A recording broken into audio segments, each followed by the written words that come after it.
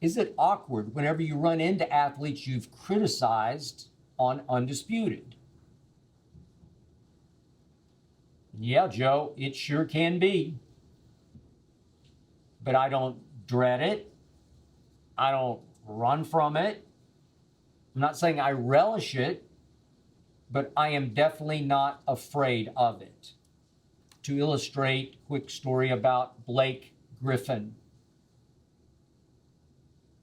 Last spring, Blake joined the golf club that I belong to out here in Los Angeles. I've never met Blake Griffin. When I would see him from a distance, maybe at the driving range or out in the short game area, maybe the putting green, I think, should I introduce myself? Well, there was risk involved. I have criticized Blake Griffin a lot. Before Blake Griffin was drafted into the NBA, I took a stand, back in my days on ESPN, that Steph Curry would be better than Blake Griffin, who was the runaway, hands-down choice to be the number one overall pick that year. I just thought Steph would be better than Blake. And I got to tell you, I wasn't even that impressed with Blake early on when, as you remember, he jumped over the hood of that Kia and won the NBA's dunk contest. I was impressed that Blake started to teach himself or started to learn to shoot, and he has turned into a surprisingly good three-point shooter. Didn't have a good game the other night out here against the Lakers, went 0 for 5, but he's credible, he's serviceable, he's pretty trustable as a three-point shooter at 6 feet 10 inches tall. But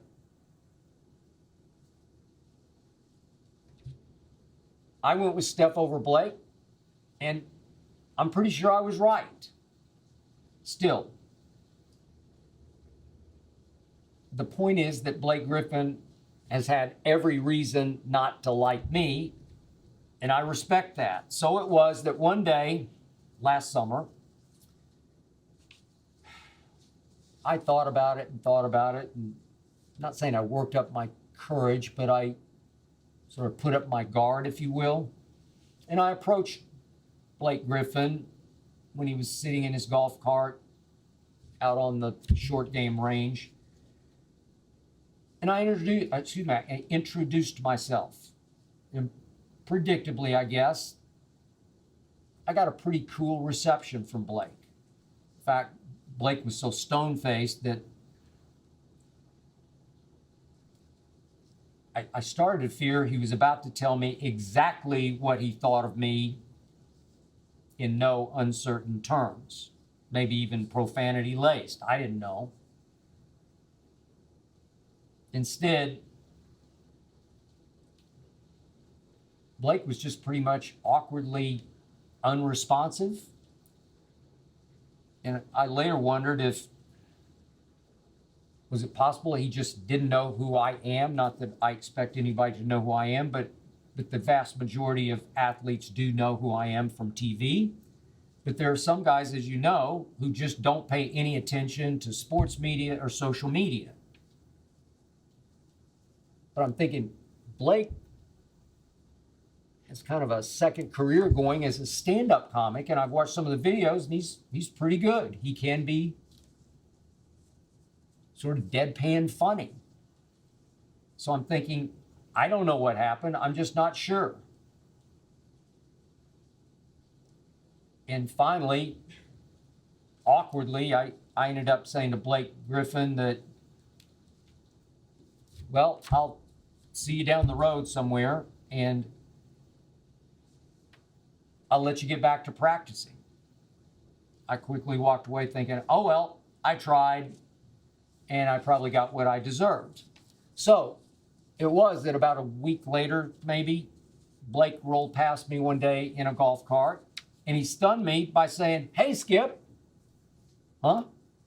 I was so caught off guard by that I couldn't even answer with his name. I just said, hey. I saw Blake from a distance just about every time over the summer that I played golf because it seemed like he was out there every single day.